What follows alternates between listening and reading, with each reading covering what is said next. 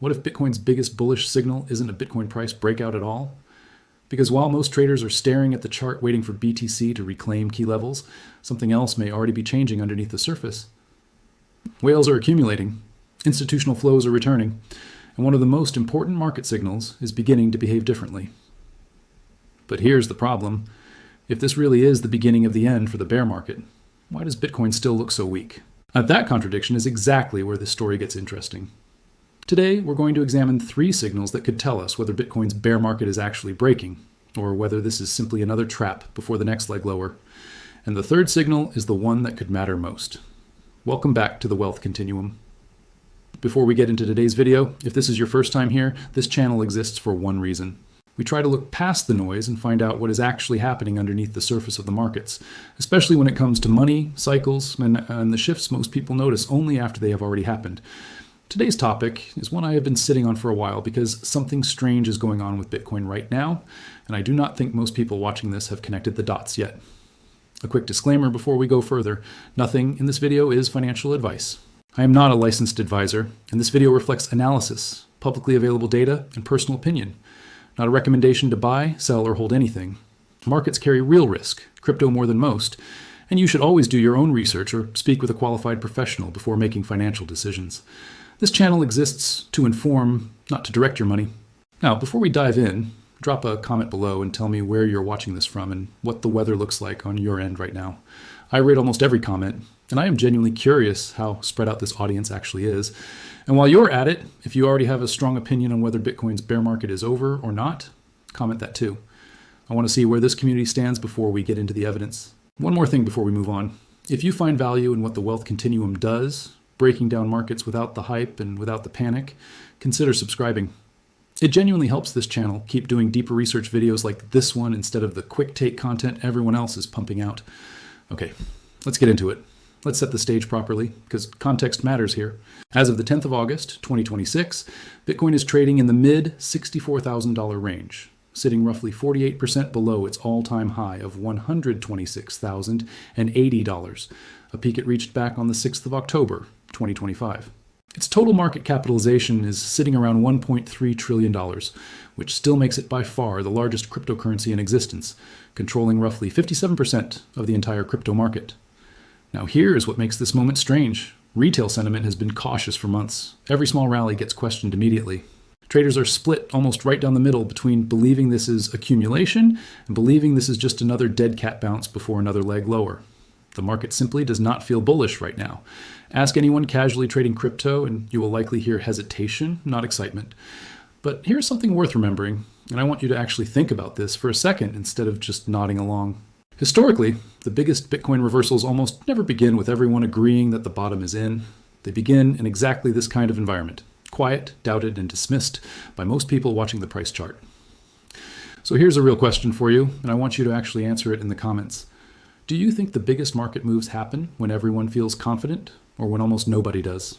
Think about that before you keep watching, because it is going to matter a lot by the end of this video. The most important part of a reversal often happens before the reversal is obvious to everyone.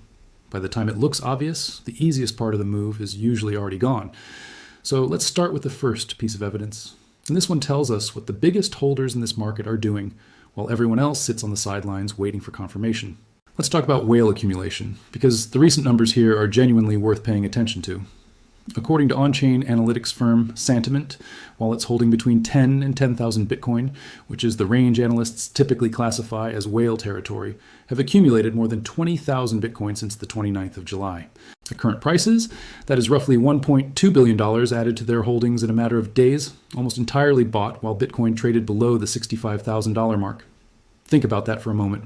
While retail sentiment stayed cautious and smaller holders kept trimming their positions, the largest wallets in this market were doing the exact opposite. They were buying consistently, while price sat flat and doubt filled the timeline.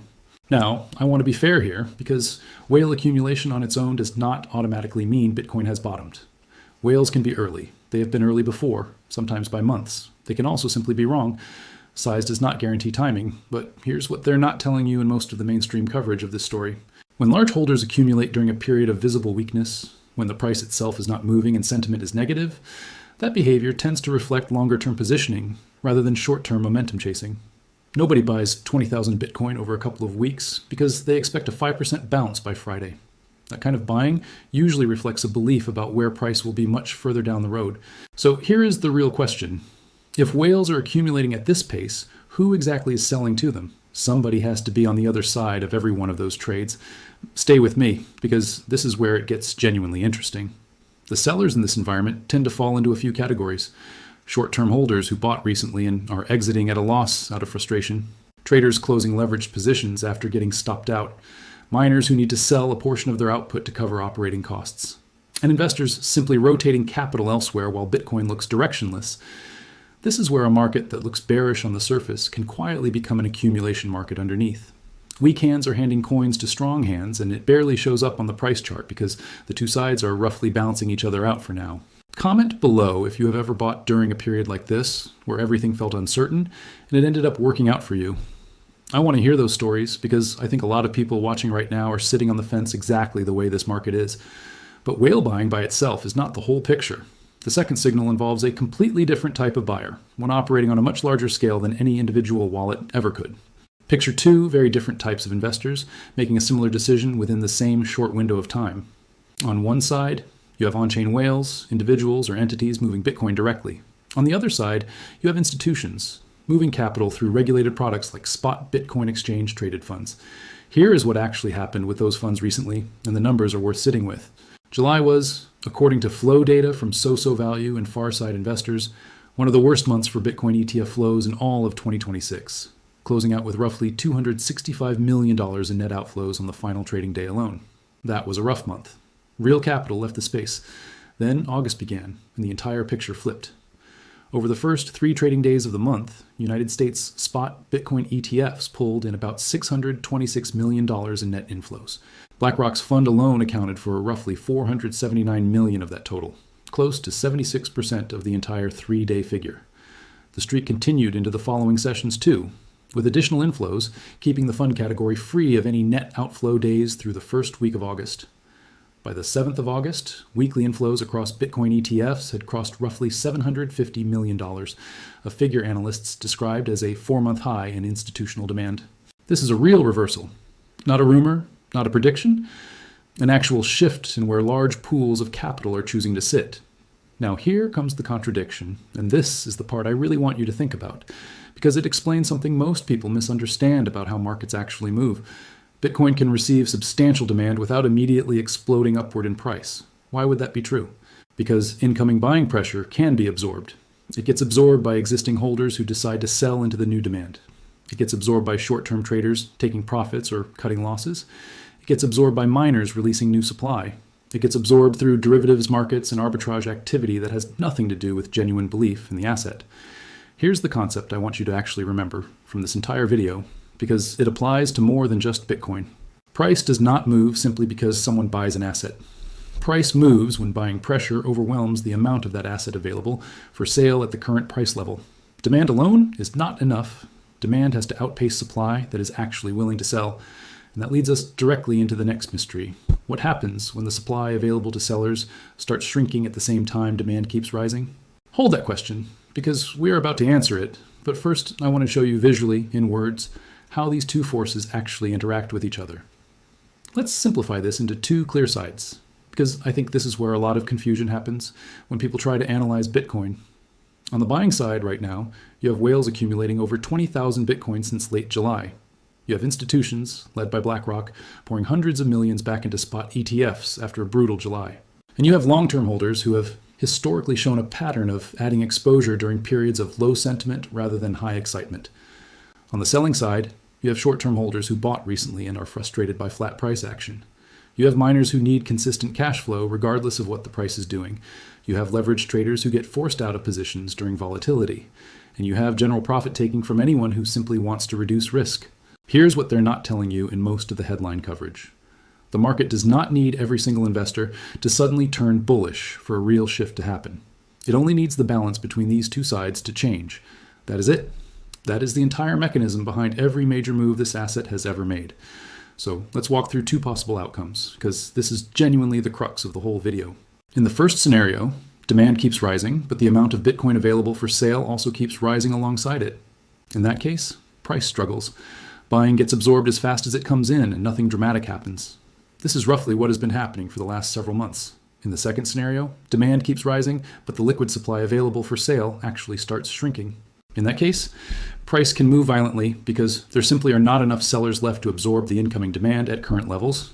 Stay with me here, because this next signal is the one that determines which of those two scenarios we are actually walking into, and I genuinely believe it is the most underappreciated piece of this entire puzzle. This is the signal I told you about at the very beginning of the video, the one that might matter more than the other two combined.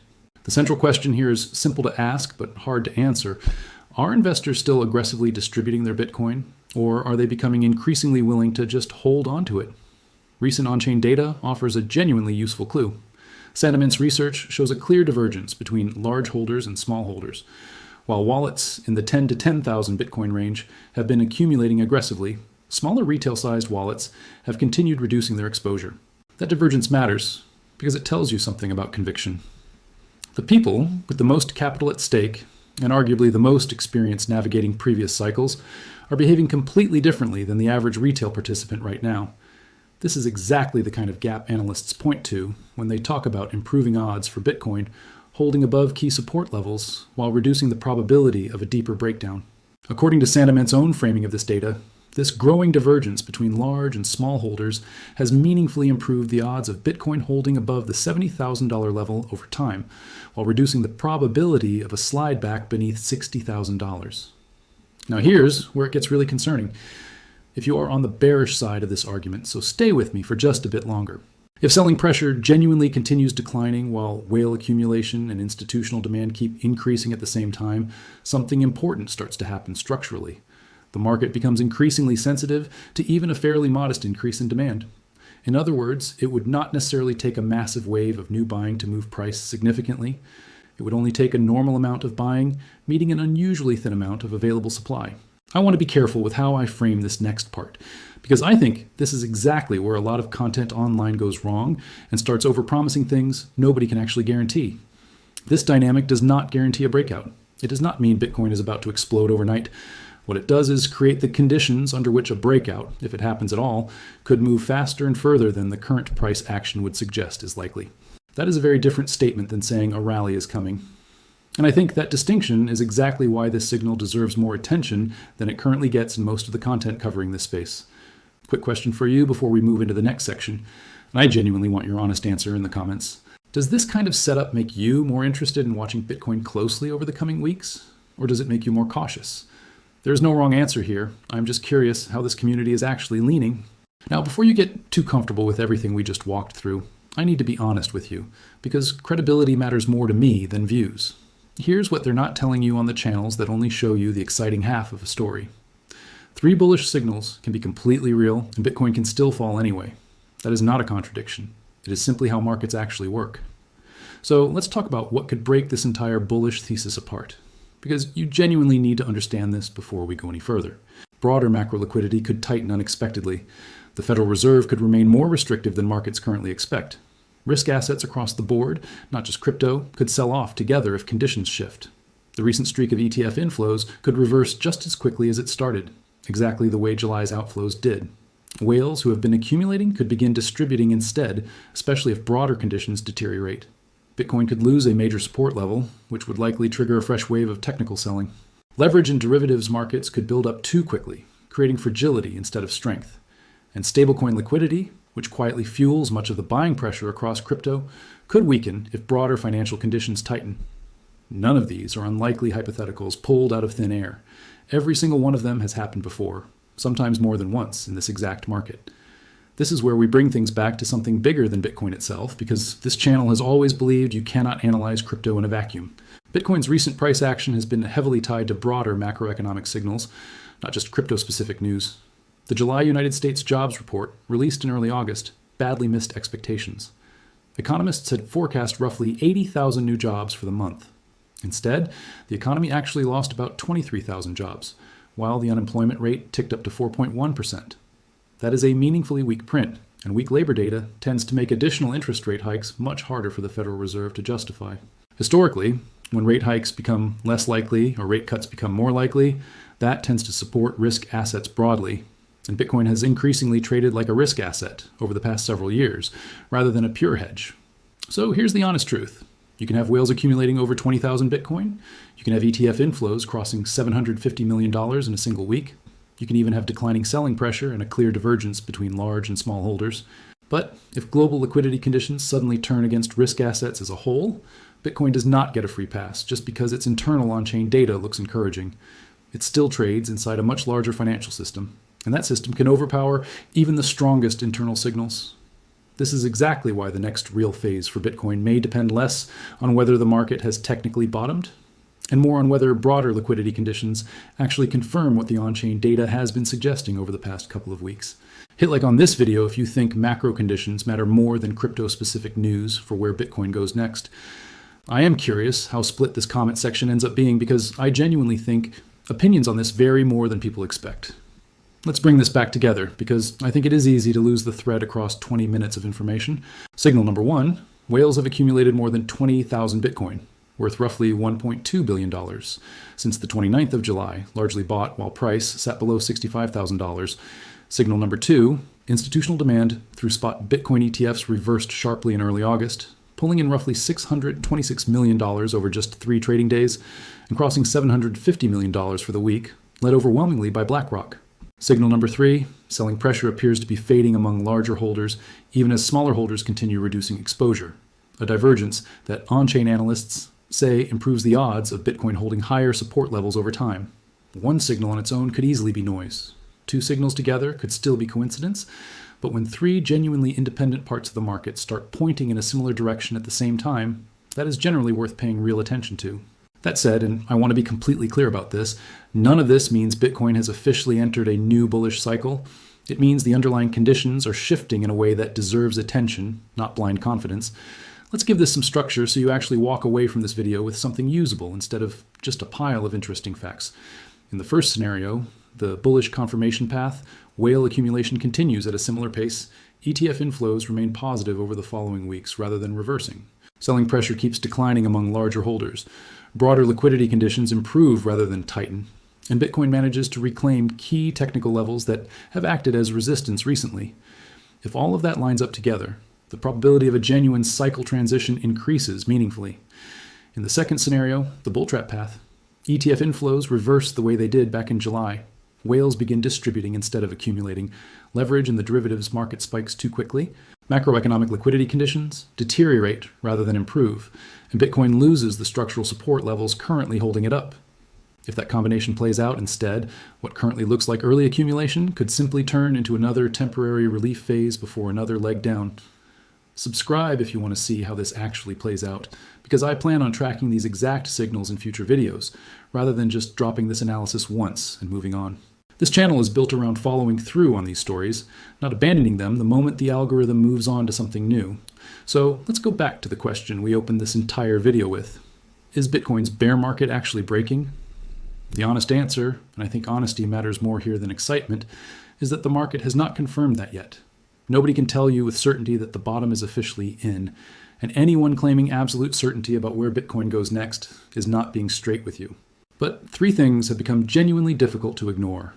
The biggest holders in this market are positioning themselves quietly, while retail sentiment stays cautious. Institutional demand through regulated products is showing real signs of life again after one of its weakest months of the entire year. And the selling pressure that helped define this bearish phase in the first place may finally be starting to change beneath the surface. The next move will not be decided by headlines, and it will not be decided by whichever influencer shouts the loudest prediction this week.